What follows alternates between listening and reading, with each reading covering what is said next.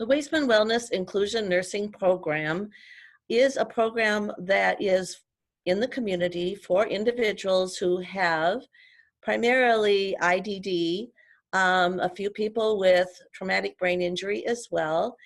We work with them because they also have complex health issues. And what I do and other WIN nurses do is to provide assessment, consultation, and collaboration with individuals, their families, and other supports wherever they are as needed in the community. It allows us to get a good picture of the reality for an individual. And so part of what we do is also make sure that doctors understand how to help a person in the community who may have some challenging issues and also have caregivers and just a different situation than what many physicians expect. So what are we talking about today? We're starting from the top. We're starting with what you eat. Notice I say diet, but I'm not talking about losing weight necessarily. Diet is what we eat and drink. And we really want to focus on eating for health and eating for pleasure. So that includes turning off the TV, turning off your phone, just preparing to enjoy a meal. That means for caregivers, if at all possible, it's a benefit for them to sit down with the individuals and to monitor what's going on with them, to help them to slow down and to enjoy the food they have. It also means finding balance between food and physical activity. We'll talk a little bit later about keeping healthy with activity. But in general, for most Americans, we tend to not move enough. And it's certainly true for many individuals who have IDD. So part of what is good for our health and our GI system is to be active. And then increase fluids. I'm going to tell you right now, you're going to hear this over and over because it's important. We find many, many times people are not drinking enough and it gets them in trouble with their bowel health. So for people who are having challenges, or even if you don't know somebody has a challenge, if they're getting enough fluids, track intake. I encourage people to do what I call a 3-day snapshot. And I find that people are often surprised at the actual amount of fluid that somebody's drinking. I had one person where she had caregivers and they said, but she's drinking all day long. And I said, okay, then just please track it, the actual amount. And they sheepishly reported that she had a water bottle. She carried the water bottle wherever she went.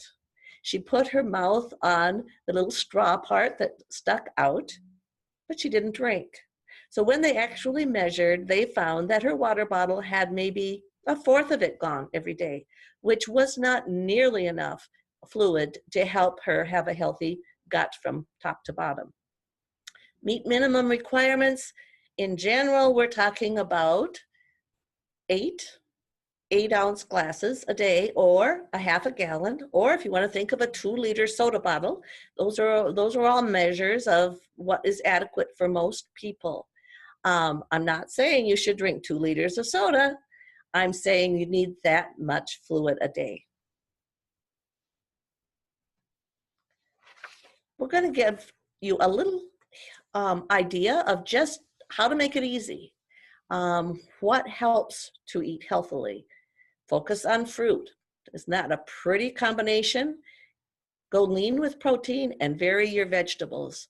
Notice with both the fruits and vegetables, it's a very colorful picture. And the more color you have in the foods you eat, typically the healthier you are. I want to make sure that you see as we go through these, that these are just little tips to help you understand it can be simpler than you might think to eat healthily. This first one is really simple. So many times people have canned soups. And canned soups aren't my favorite. They're high in sodium. But we know that people have canned soup. So if you make the soup from scratch, hooray for you. But if you have a canned soup and you just take frozen vegetables from a bag and put them into the pot of soup or the bowl of soup, you're providing some healthy nutrients. And guess what? The sodium from the soup is providing the sodium needed to have for the vegetables, because bagged vegetables don't have any extra sodium. Ah, this looks tempting. A parfait. Parfait is simply layering. That's what you see there, layering fruit, yogurt, and low-fat granola. This can be a special treat for somebody. We don't always have to say to people, oh, you can't have something sweet. This has some sweetness, but it also has a lot of nutrients. Also, you can make a smoothie of juice, yogurt, and berries. And again, you've got some kind of a special treat aspect to it, but it is also a healthy thing. Mix veggies with pasta or with potato salad for added pizzazz. And for some people, you might need to have it quite a bit smaller than what you're seeing there. I know some people that if there's little tiny pieces of green, they're going to be okay with it. But if they see a whole spinach leaf that it's showing here, they might say, ew. So you got to know the person. Serve strips of lean meat as part of a main dish salad loaded with veggies and or fruit. I do this myself for probably 5 meals for lunch every week. It doesn't have to be meat either. It could be sunflower seeds, it could be nuts, could be shredded cheese, or it could be a combination, could be hard-boiled eggs chopped up. I have a young man who has type 1 diabetes, has to be really careful of his carbs, but more than that, his favorite food, believe it or not, 14-year-old young man, is salad. However, he was getting low blood sugar because he didn't have enough in his salad. He was having just vegetables. So we had to add in the extra things. We had to add in the protein. We had to add in a little cheese and a few carbs in there too. So a salad can be a lot of variety. Another one that really helps perk up a meal or a dessert. Notice one, the size of the bowl on the left, a pretty little glass bowl. Notice all of the fruit and a small scoop of ice cream. So you've got a dessert, but you have a healthy dessert. And the other one on the right is one I do all the time. Toss frozen berries directly from a package into oatmeal or any other kind of hot cereal. It's so simple. You just have the bag, you just pour some in there, you mix it up, and you've really jazzed up the cereal. So simple ideas that can really help make food taste better. And here we have a snack, but it's fruit slices. I've had lots of people tell me, oh, Joe will not eat an apple. But they're handing Joe a whole apple. And whether because of the idea of a whole apple is daunting or because of biting into it is hard on his front teeth, he doesn't eat it. But when those apples are cut into slices and there's a little dip, notice the simple dips here: yogurt, peanut butter, or whipped cream cheese. All the preparation that's required is to open it up. So you have fruit slices, and here I have said apple slices. Apples are all year round. There are other kinds of fruit slices you could use as well. And you have a snack. It's not, you gotta eat a whole apple. If you want to individualize what a person should be eating, here is a very good website. And guess what? Your taxes are paying for it. You might as well use it. ChooseMyPlate.gov. And if you go in there and you give them information on a person's height and weight and whether you want to lose or gain weight or maintain weight, they will give you the specifics of what would be best for that individual. This is a general picture of what most people should be doing. You notice on that plate, vegetables, are the biggest part, and fruits, grains, and protein. So we aren't talking about a whole plate full of carbs. We're talking about having plenty of vegetables and then the dairy on the side. Lots of times people say, oh, we just don't have time to fix healthy foods. There's too much chaos. So there's a handout. Create a one dish meal that you will find on the website, and there's the website listed at the bottom of the slide. You can create a one dish meal from the 4 categories in the columns, and it's very simple. It's also helpful as far as buying groceries. The person who buys groceries has a lot of power in a house because you can't eat what's not in the house. And you can't choose healthy choices if they're not in the house. So it really means a commitment to have a meal, but it doesn't mean that it has to be hard or very time consuming.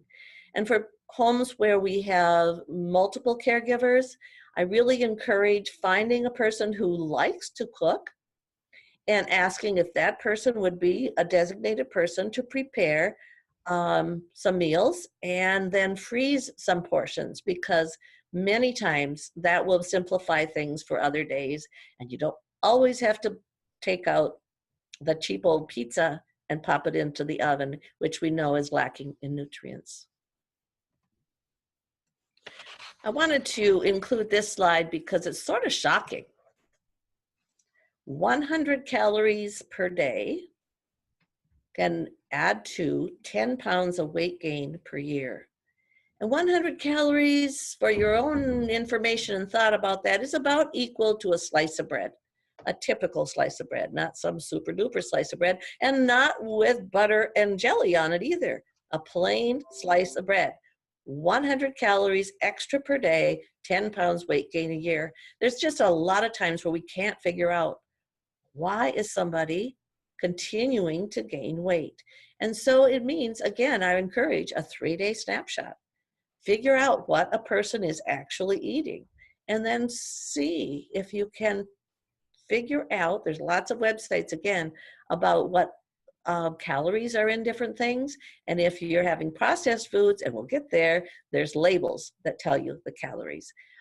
So again, if you have somebody who's losing weight, you've got to be looking at, well, what can we do to help the person not lose any more weight? And then we're looking at it the other way.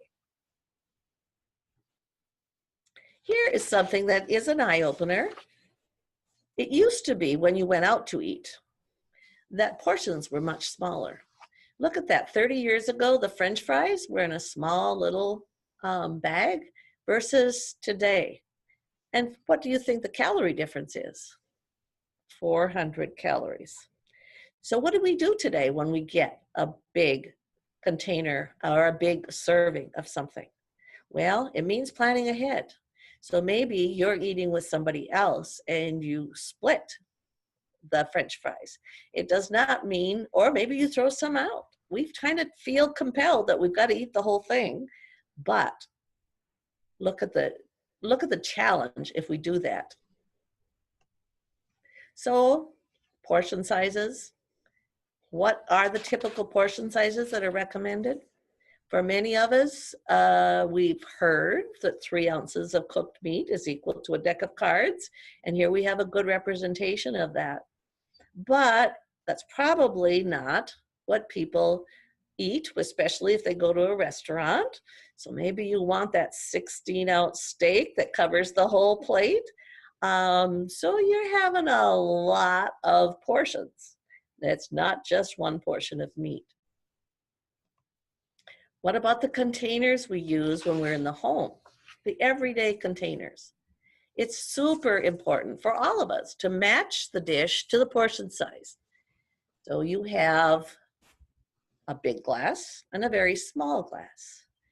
If I were to say which glass you should drink water from, would you say the big glass? If so, you would be right.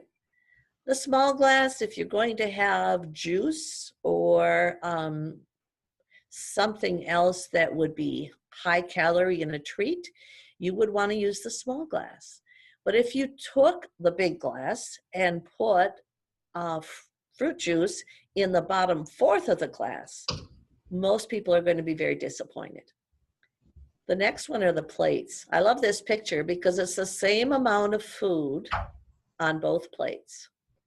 But for many people, if they have a plate with that amount of food and there's all that empty space all around it, see, all the way around it, they're going to feel cheated.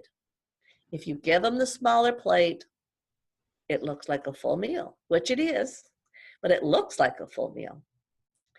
And I had an experience where I was working with an individual who was found to have diabetes, ended up in the hospital and then in a nursing home and then was going home. They were very worried about how they were going to help her in a simple way to keep her blood sugars under control. I went into the house and they gave me permission. I went into the kitchen and I went through the cupboards and found their plates, bowls, their glasses. And I said, all of these are large. Are you willing to downsize? That can make a big difference. And they were. They got smaller plates and smaller bowls, some small cups, kept some bigger ones, and served her on the smaller ones. And that was all it took. She was very content because she had a plate full or a bowl full. In which bowl would you serve dessert? Again, if you served dessert a little bit in the big bowl, somebody's going to feel deprived. So match whatever you're serving. Maybe a person has a salad, a tossed salad, and they put that in the big bowl. That'd be all right. I've had people where you measure cereal and the serving size, and we'll get to that when we get to the label reading, is a cup, but they have it in a big bowl and the person starts having some behavior dysregulation. They feel deprived because here's this big bowl and they just got this 1 cup of cereal down in the bottom. So it really can make a significant difference. Aha, here we are. We're talking about food labels and about shopping.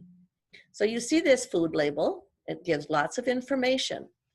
Right up at the top, serving size. That is very important. That's where you want to start. And on this, it's 2/3 of a cup. And then the next, and on this label, it's in bold.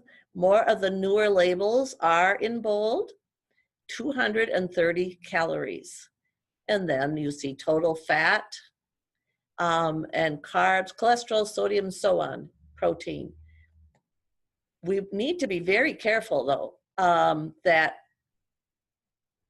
we pay attention to the serving size first of all. When you shop for food and you look at the front of the package, you're going to see all the things that they're promoting. Oh, fat-free, no cholesterol. Look at this other one, extreme wellness. And that's advertising.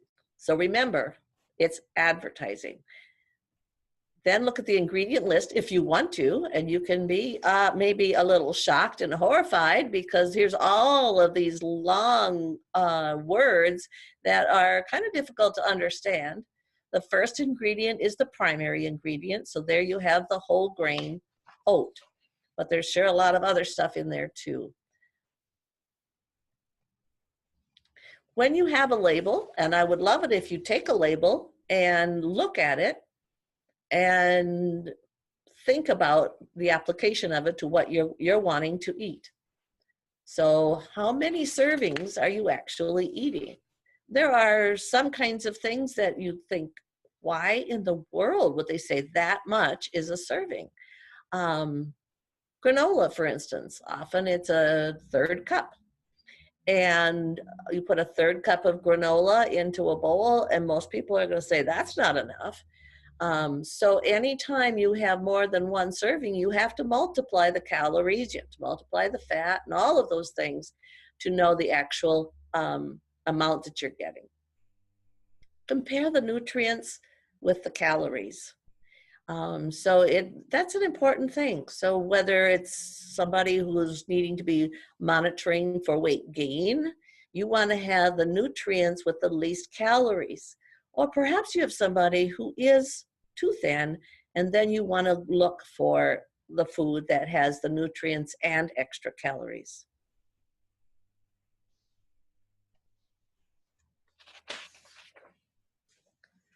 So in general, here are some hints, tips for using the food label, eat less sugar. Sugar is an empty calorie. It provides us with energy, but for many of us, we, in the United States at least, have more sugar in our diet than we need. So you look for foods and beverages that are low in added sugars. Now here, with this blueberry bag, this is the blueberries you can put in your oatmeal. No sugar added is right on the front. And if you were going to look at the label, you would see two. It says blueberries. That's all that's on the nutrition label. Know your fats. Look for foods low in the fats that are saturated or trans fats. So I still say trans fats because there's a few items that have trans fats in them. Many companies have eliminated them. And look at the cholesterol because you want to reduce risk of heart disease. Include fats that are polyunsaturated and monounsaturated found in fish, nuts, and vegetable oils. In general, we must and do need fats, but they should be in the range of 20 to 35% of the calories we eat. Be aware when you look at a label that it may not just say sugar. It might say sucrose, glucose, high fructose corn syrup, maple syrup, fructose. So those are just fancy words, but they all mean sugar. In general, most Americans eat too much sodium or salt. So some people have to very much be restrictive of the sodium because of a condition called congestive heart failure. But for the general diet, for most people, that's what I'm talking about in this program. So eating less than a teaspoon of salt per day is a good goal. And that may reduce your risk of high blood pressure as well. Most of the salt that we consume, again, are in our foods, even cereals, like cereals in a box, cold cereal. You'd be surprised if you look at the label and see that how much sodium is in there. So you want to read the nutrition facts again. Then the other encouraging thing to do is to increase your potassium. I will, however, give you a warning. I had a woman who's heard about increasing potassium and that's a good thing to do. And she went out on her own and purchased potassium supplement. And she took it and passed out. She was on her own, but a caregiver found her. And potassium, too much potassium, as in a potassium supplement that's not ordered by a doctor, can do a bad number on your heart. And we all know our hearts are important. So it's fine to increase potassium. You see here a list of foods that are higher in potassium. Many of them, most of us probably like. I might not be such a fan of beet greens, but there's plenty of other things that many of us would enjoy that are high in potassium. And potassium counteracts some of the effects of sodium as far as elevating your blood pressure. So again, less salt, more potassium in the foods we eat. Especially remember, the potassium should never be taken as a supplement unless it's ordered by the doctor, and then it's perfectly fine to take it as a supplement because there's a need for it. All right, we've talked about what's going in our mouths in detail. Now we're going to talk about the rest of the journey from the mouth to the anus. The normal metabolism is as food moves through your intestines, it absorbs water while forming waste products. Then muscles contract in the colon and push the stool toward the rectum. So from the time you put food in your mouth, it starts that peristalsis. Big fancy word, just means the squeezing of the muscles all the way from top to bottom. Here we have a better picture, or at least a more complete picture, showing the mouth, the salivary glands, that long pipe called the esophagus, then into the stomach, and then down And let's see if I can, and then here, all this wiggly stuff is the small intestine. And then here's the colon, or the large intestine, that comes here and across and down the rectum and then the anus. So a lot of people think this is kind of an impolite conversation to have, but it is a very important conversation to have.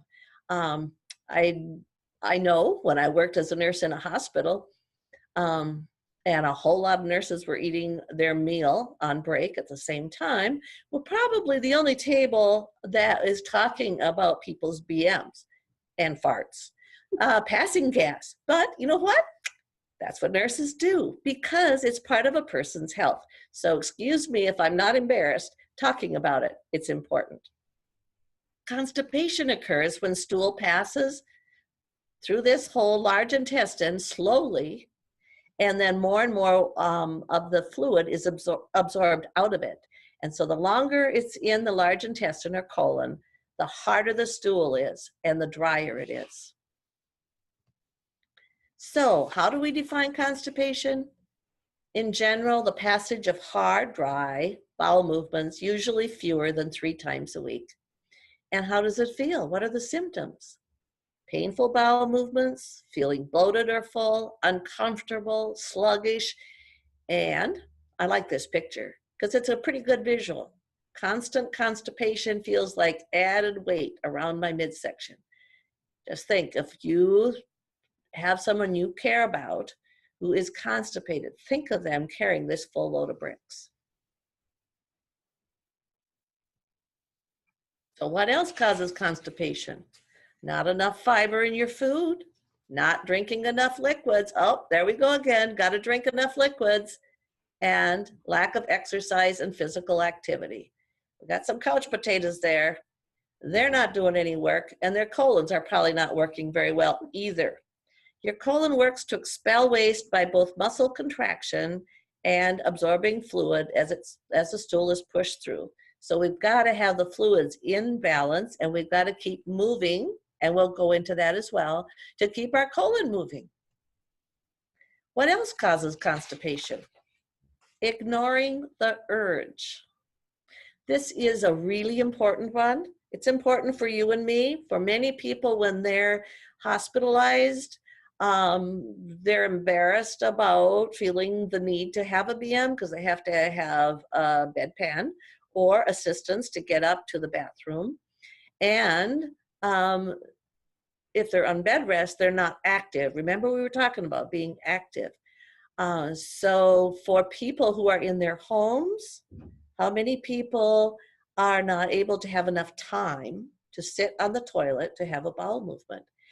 You really need to make the time in the person's routine. So I work with many people who have to get off to work or to school or to their day program in the morning, and there's no time to sit on the toilet after breakfast. Instead, there needs to be a time made later in the day, maybe if they eat by 5 o'clock or so, having time after they eat their supper. So we talked about bed rest. If you're on bed rest, whether you're in the hospital or at home, you're going to notice the difference. It's just harder to feel that urge when you're stationary. The other thing, when you're in the hospital, you're often on pain meds, or you could be coming home on pain meds, and those also can really slow down your gut. Changes in routine. Oh, look at this one. You're on an airplane, right? Oh, look at how far you've got to go, and maybe climbing over other people to go to the bathroom. And that can really hinder a person from, 1, drinking enough, and 2, taking time to go to have a BM even when they feel the need to go. And then a different diet. So maybe at home you eat lots of vegetables and lots of fruits, but then you're on a trip by car, and what's the fastest food to eat along the way is fast food. It's burgers and French fries and maybe soda and no vegetables and no fruit. I mean, yeah, okay, is a potato a vegetable? Kind of, sort of, but not the kind of vegetable that helps you go. And Also, certainly a very consistent problem for many people with whom we work is they have medical conditions. They have diseases that impair the function of their bowel.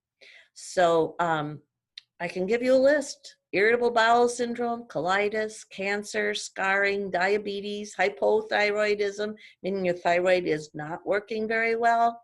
Other diseases such as Parkinson's, multiple sclerosis, if a person's had a stroke or a traumatic brain injury or a spinal cord injury. A long list, a quick list, probably at least some people that you work with have one or more of those conditions. So what else causes constipation? I did refer already to pain meds.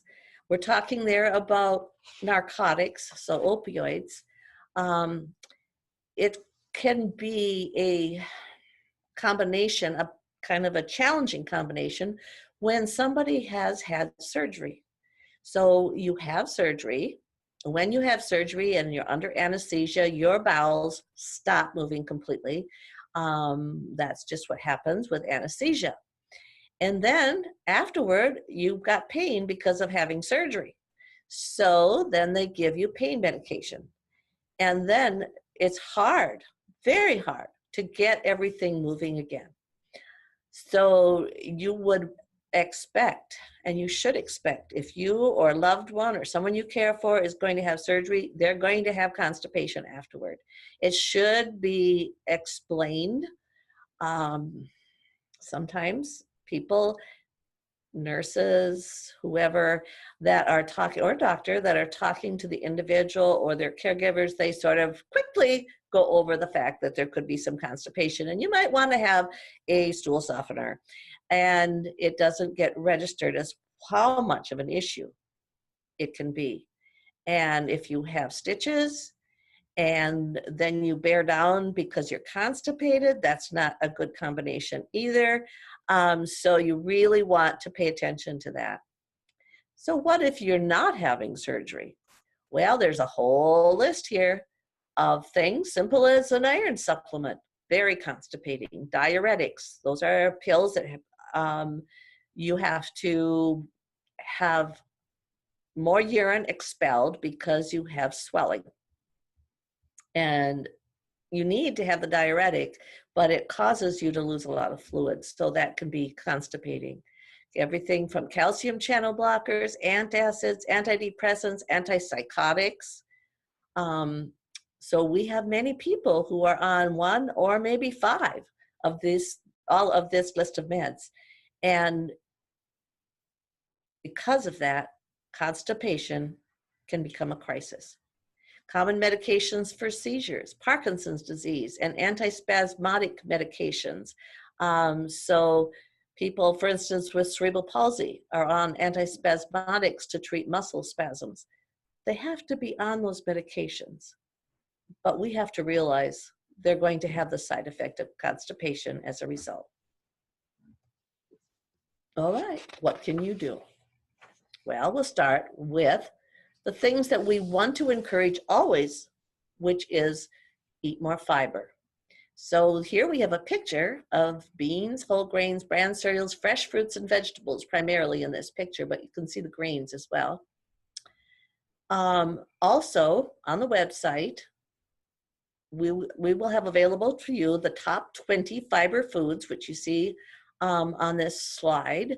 So you can be aware yourself of which ones pack the most punch as far as having fiber. Then also, as you have more fiber, you want to limit the low fiber foods. So cheese, meats, sweets, processed foods, just in general, are lower fiber foods. And again, if you're looking at processed foods, looking at the label, you're going to see it will tell you how much fiber is in each serving. Here's how fiber works. Fiber is a component of plants and it passes through the intestine undigested while it absorbs a lot of water.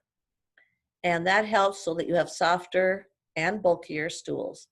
It can help decrease the time that food is in your colon. And of course, as it moves faster, that's another reason why you're going to have more fluid in it, and it's going to pass through more quickly.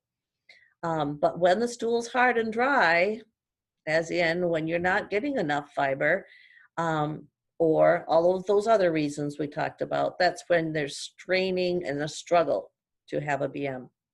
So you see the list here. I would encourage fresh fruits, dried fruits can also be good, and a lot of vegetables. Corn is one that most people like, and corn is a really good one for people to eat when they are having challenges with constipation. Also greens like spinach, kale, collard, and Swiss chard, but they might like corn better. And so you want to work with what a person will eat. Here's another idea. Add a power pudding or a trail mix. So again, we have recipes for both power pudding and trail mix on the COW website, and the COW website is listed again here. I want to caution that you should not start power pudding for somebody without checking with the doctor. And that's because too much fiber without adequate fluids can create an impaction or a blockage. And so you have to be very, very careful that your gut can handle this and that you're getting the extra fluid. Oh, fluids. Have we heard that before? It's very important. Drink more water and other liquids. Liquid keeps the stool soft. Always, we encourage healthy beverages. Water. I also encourage real fruit juice. I have found that I've told sometimes households to have fruit juice, and actually they're having fruit flavored water. That won't help as much as having real fruit juice. Prune, apple, or grape juice. 1 small glass daily can really be helpful. So I strongly recommend, for most people, if they can handle it, having 1 small glass of fruit juice daily. However, I stuck this in here because it's something that the WIN nurses try to do in every way when they work with people, is to make it practical. It's great to talk about what should be, and it only works if it's what somebody will do. We're working with people in the community. You see that person with her hand up and her face turned. She doesn't want the liquid that is being offered. So to make it practical, we need to offer liquids the person will drink. If a person is severely constipated and not having enough fluids, you've got to find what the person will drink. Had an older gentleman who was refusing everything except coffee. Well, would I prefer that he would just be drinking coffee? No, but that's what he would drink, and he needed to drink. And so we had caffeine-free coffee. He had plenty of cream and a little bit of sugar in it because he could have that. He was thin. It was certainly not a problem for him. And he drank enough. And that really helped him with his bowels. In general, we want to avoid caffeine or alcohol because it can cause urinary urgency. Notice I didn't say it was a diuretic. And that's because they studied coffee thinking everybody knows it's a diuretic. And what they found when they actually studied it, what had the person drink coffee, measured what output they had, their urine, what went in is what came out. In other words, you don't pee out more than what you drink when you drink coffee, even though that's what we assume because, oh, I need to go to the bathroom because I had a cup of coffee. It does definitely cause urgency and frequency. But as far as getting enough liquids in, we don't have to worry about it causing you to lose more liquid than you drank. And as we've said before, water is the best choice. And, you know, if you put some flavoring in the water so they can drink it, that's great. If some people dilute, say, prune juice by half with water, and people will drink that. When I talk about making it practical, I also want you to make it personal for the individual. So here's some laxative medications, and I put as prescribed for the individual. So I've had challenges that people have expressed to me about that. I'll say Sam won't take the medication. And I'll say, what is the medication? Well, it's Miralax, but Sam won't drink it down. So we struggle and struggle to get him to drink it down, and maybe he gets half of the glass on the best day. Well, will Sam take pills? Oh yeah, there's no problem with pills. He'll take pills anytime. So then we go back and make sure that the doctor will order a pill form of a laxative, because that will work for Sam. Exercise. You knew we were going to go there. I mentioned it. Look at all these different ways to exercise. Pool, bowling, group, and up there at the top, we probably have a physical therapist, but sometimes it's going to be you, if you're a caregiver, working with an individual at home who has a set of exercises called range of motion because they have challenge with doing the movements on their own. Whatever you do, keep doing it. Keep moving and make it fun. And if you're a caregiver or a mom talking to your son, you don't say, oh, do you want to do, you want to take a walk today? Or you don't want to do exercise, do you? And you're very likely going to get a no. But if it's something that's fun, if it's something that's not labeled as exercise, you're much more likely to get participation. So I have seen people have great luck by saying, okay, it's time to dance. And they get up, the individual and the caregiver get up, and they have music on, or maybe an exercise tape with music, and they're dancing. And that's actually the exercise that they need. So it's really, really important to make that a part of your life. As you move, your colon is moving. It really can help. Well, we talked about exercise, but we have on the other side, taking time to relax. We've talked about this some already, but I really want to emphasize that because I think it gets missed a lot of time. It's just to take the time to sit on the toilet.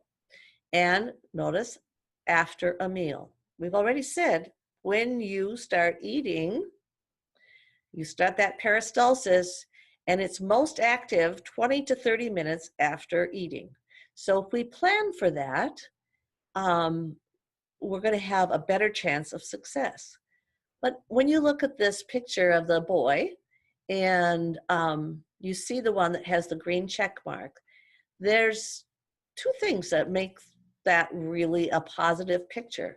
One is the little step stool, because that increases the correct posture for having a BM, but also he has something to occupy himself.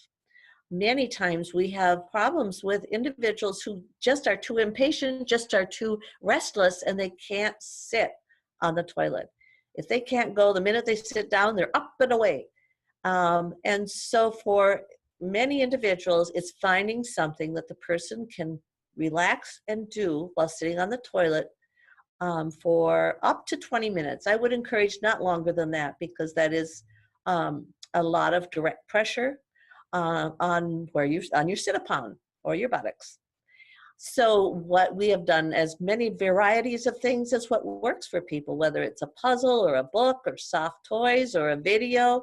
I've had people get an activity table, often the table that you can just slide in front of a person, and the person can be occupied while they're sitting there. So find what works, and then be consistent about it. And maybe you'll get somebody to sit for 5 minutes, and that's progress. So you are not going to get somebody who's restless to sit for 20 minutes, and you have to continue to work with the individual, providing training, if you will, for relaxation. Chronic constipation. What are the symptoms? Well, you see the picture. This poor person is really struggling. So fewer than 3 bowel movements a week, difficulty passing stools, straining, and I think that's what this picture is showing, hard or lumpy stools, and abdominal discomfort and bloating. So what about if a person is private and they go in and they shut the door? They've always been sitting on the toilet on their own. How could you know there might be something going on where there's a problem with constipation? For one thing, if a person used to be able to just go in and have a BM, and sometimes you can smell afterward that they've had a BM, and not very much time, but now they're going to spend a lot of time in the bathroom, or maybe they're going to continue to go in there and try, you may have a clue that they're having a struggle. Also, if a person's behavior becomes dysregulated, consider that the person is constipated. We have seen this over and over and over again. There was a person who was at a house, and the caregiver came to me and said, we are sure that there's a connection. Every time Sheila starts hitting others and hitting herself, she's constipated. How can we develop a plan so this doesn't happen? And so there's a discomfort, they're not able to explain, they don't feel good, and then they are showing this by their behavior. So more symptoms, the bowel's never completely empty, it seems like there's something blocking the bowel, and manual maneuvering to stimulate the bowel. Manual maneuvering simply meaning getting your fingers involved. There have been instances where a person has been assumed to have a new behavior problem, a mental health issue, because there is obvious anal picking, BM under the fingernails, maybe BM smearing, maybe some blood because of the picking. And the issue is not a new behavior because of mental health issues. The issue is the person is constipated. So do not eliminate that as a possibility when you see the ick issue of BM on fingers or under fingernails. I had a person who was having challenges with outer ear infections. And this was a puzzle because outer ear infections are less likely than inner ear infections, and he didn't have any signs of getting a lot of water in there that could be causing, a place. Finally, it was figured out that he wore glasses, and the bow of his glasses he was using to maneuver to try to get to go BM. And then he also scratched in his ear. So he was populating his outer ear with feces, which is a great growth bacteria for a great growth medium for bacteria and infections. And so it all went back to him being constipated. So we want to be good detectives in figuring out what might be going on.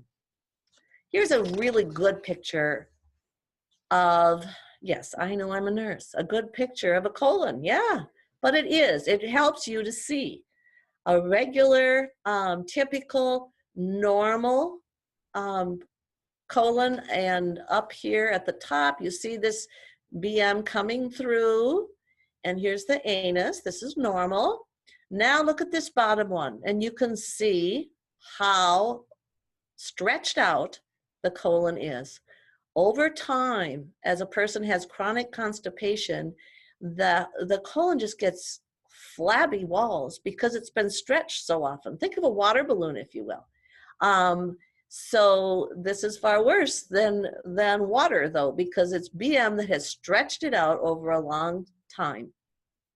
As sometimes we call it megacolon.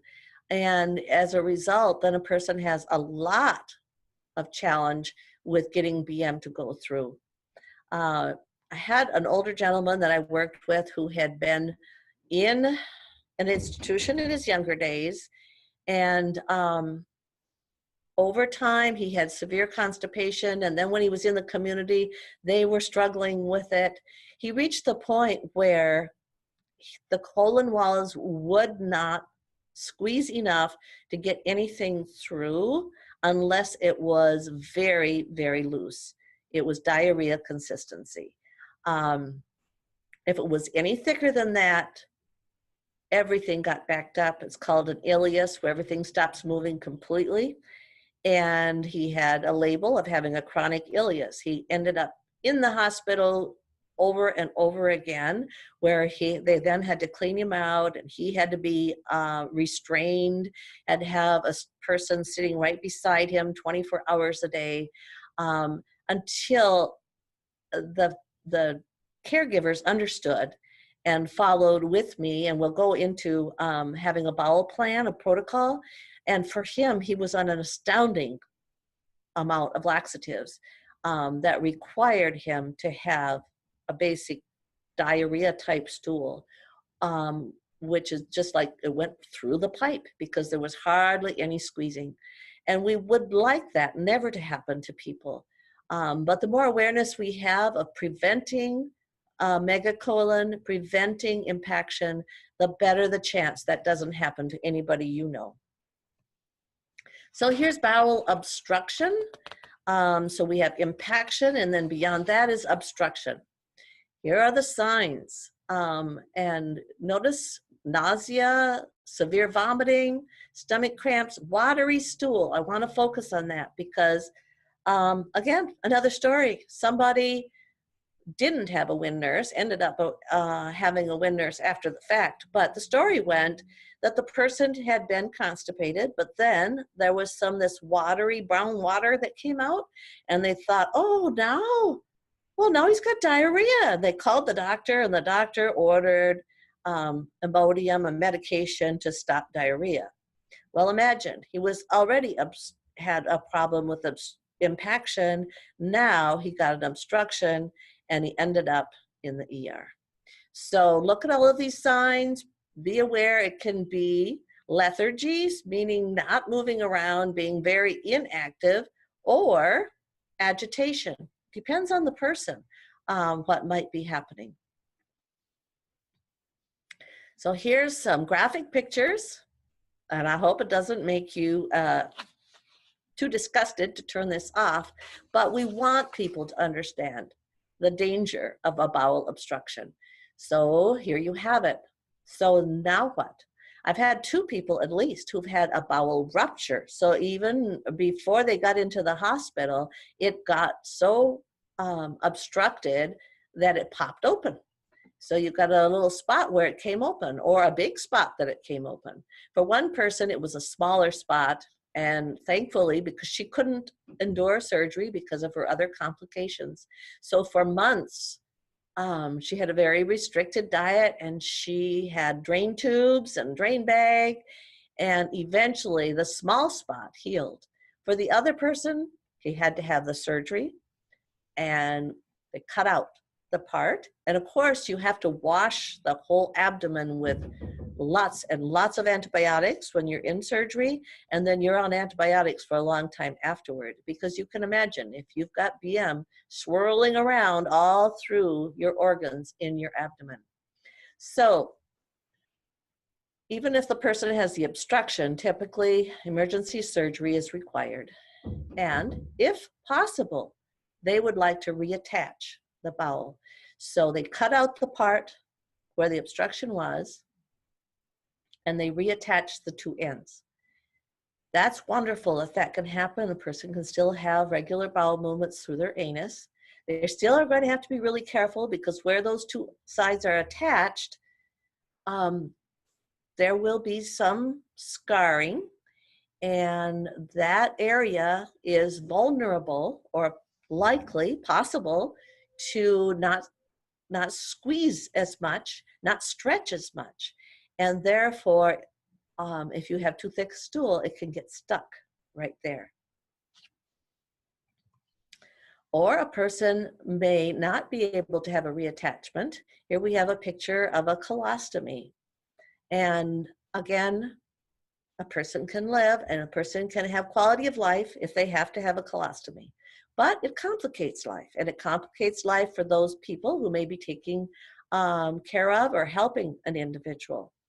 And if a person has a problem that is far too extreme, so say you're right here, if you see my arrow, and this whole part has to be removed, then you may have an opening up here called an ileostomy, and that is even much more challenging because remember, this whole part is taking fluid out. So if you're up here and you have to have an opening here, the BM that's coming through is always going to be very fluid. And not only is that kind of more of a challenge as far as caregiving, but you also have to be really, really careful about dehydration because you lose so much fluid. So what we want to do is to prevent constipation crises. And how do we do that? Well, I encourage documentation. You've heard me talking about documentation, and I know people don't like having to document. I don't think anybody says, yay, I get to write things down, I get to keep track. But it can make a world of difference. If you keep track of a person's BMs, how often they're going, what size, and what consistency, then you really have the information so you can plan accordingly. And then the next step is the plan called a bowel protocol. The bowel protocol is step by step. What medications should be given if they haven't had a BM in day 2, for instance, or day 3. And then you'll notice the last point is follow the protocol. So as good as it is to have a paper to document, and as great as it is to have a plan, one, if people aren't consistent with documenting, or people don't follow the plan, it doesn't do any good. And we've seen that happen as well. So doctors, nurses, we all like to see data, but really I'm encouraging you to keep track because you're helping the individual. Again, we have samples of the BM record and the bowel protocol on the COW website. These are samples. I really like this bowel movement record for its simplicity. You'll see the date and you'll see the shift on this bowel movement record over here, and a signature, which I strongly encourage because it means that each person who's on a shift, if they're working with an individual, should be signing it. They should put the date, and that way, if there's a blank, you would assume that somebody missed a time. So you want to make sure that it's being documented. And if everybody has to sign off, then that helps. You know that they're signing off, that they're not going. That it's not just, oh, the person didn't sign off. And then we have the amounts general, and we know down there that's objective. I'm not asking you to get the measuring cups out. But it's going to be subjective. If in the house you could kind of have some idea amongst yourselves what you're going to call small, medium, large, and so on, that is a good thing. And then over here we have the bowel protocol, and step by step you're going to see increased amounts of medications given and types of medications. I do want to share a story that will alert you that doctors may not necessarily understand the need for medications for people with developmental disabilities. It's in our practice, we have found that people are much happier and have far fewer behaviors and discomfort if they have a BM at least every 3rd day. But I was working with a team who came to me because they were exasperated. The individual they were working with had um, very low functioning. She didn't have language. She had a wheelchair. She had behaviors.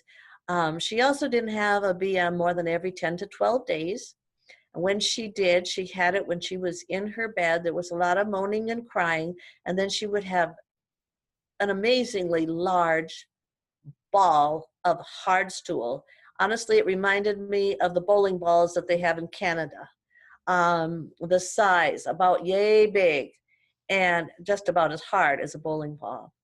The doctor, when they expressed the concern, said, "Oh, that's normal for her. That's what she's always had." But they didn't feel that was right. And over time, as we worked with what she had to eat and drink, especially because she hadn't been drinking much, and the meds, she went at least every third day. And it really helped. It helped her and it helped staff. And she was no longer in that kind of agony, really. So we're not doing anybody a service by saying, oh, that's just the way the person is. The other thing I would encourage for anybody who's paying attention today, I know it's easier to clean somebody up if they have hard stool. It's not sticky, it's not messy, and maybe they're only going every 5 days, so you don't have to look at it very often, but it's not what's best for that individual. What about diarrhea? When I first started teaching this class, somebody came up to me and said, but you're talking only about constipation. What about diarrhea? And I realized, we do have to talk about diarrhea as well. It doesn't happen near as often, frankly. At least we don't get called about it near as often, but it is also a concern. So what is it? It's loose, watery stools 3 or more times a day. So it's not one loose stool. Just saying, because I get called about one loose stool. A concern is that diarrhea may cause dehydration. And so we want to make sure, guess what? A person needs fluids, not fruit juice at this point. Acute diarrhea usually lasts 1 or 2 days and goes away on its own. We don't want to over-treat diarrhea. There are other causes besides a virus or something that there might be something that you may have eaten. One interesting one is that sugar-free gum and candy it has a laxative called xylitol in it, or sorbitol, and it's the artificial sweetener, and it has a laxative aspect. So I had one man who was very distressed, was trying to get to the bathroom on time, but was having a lot of problem with diarrhea. A man with diabetes and who was verbal, and so we had a conversation about everything he was putting in his mouth. Turns out he was chewing 6 packs a day of sugar-free gum. And that was the aha moment. And so when he backed off on chewing all of that gum, he no longer had diarrhea.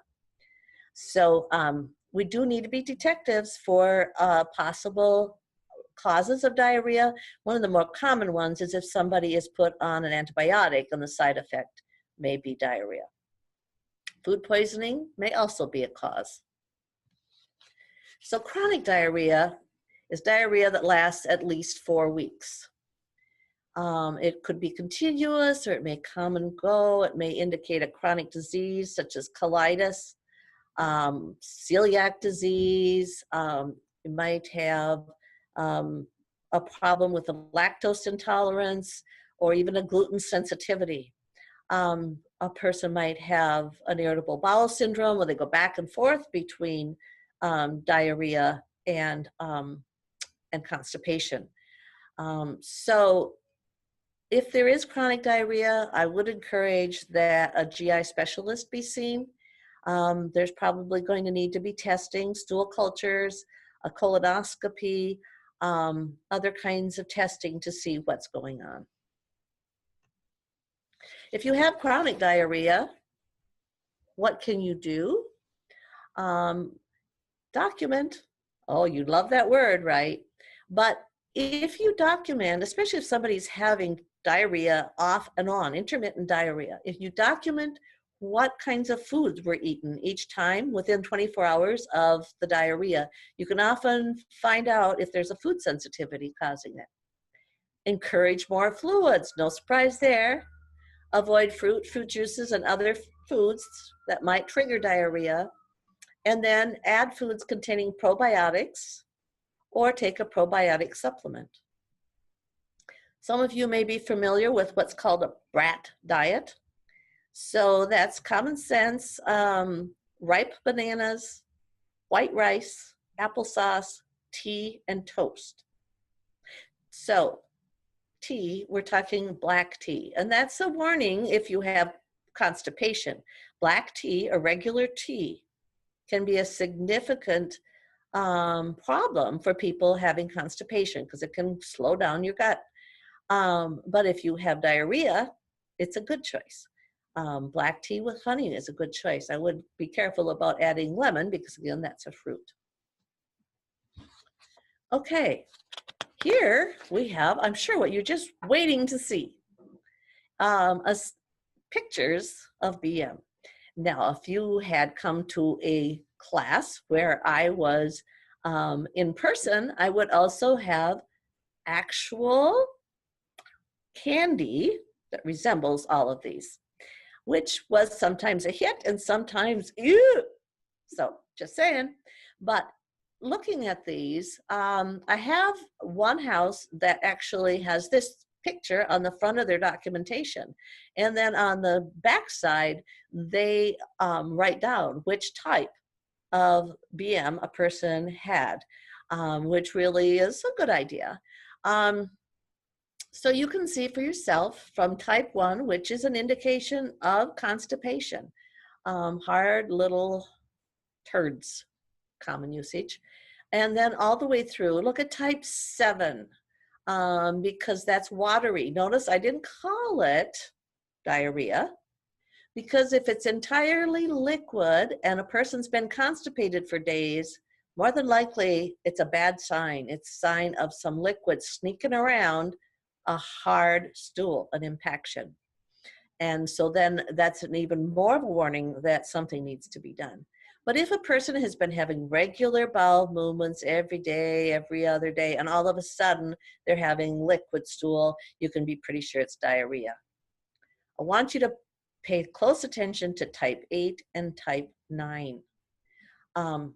Dark, tarry stool means there's bleeding, very likely, further up in the colon. And that means a person needs to go in and be seen, and they're going to need a stool specimen. There are some things that will mimic and will cause black stool. One of those is iron supplement. Usually it's dark, but it's not sticky. But I'm not guessing you're going to be checking for stickiness. So if a person has started an iron supplement, be aware you could have a dark stool. And then on type 9, bright red blood. So that is typically the one where people get excited and concerned, and sometimes they take a person to the ER.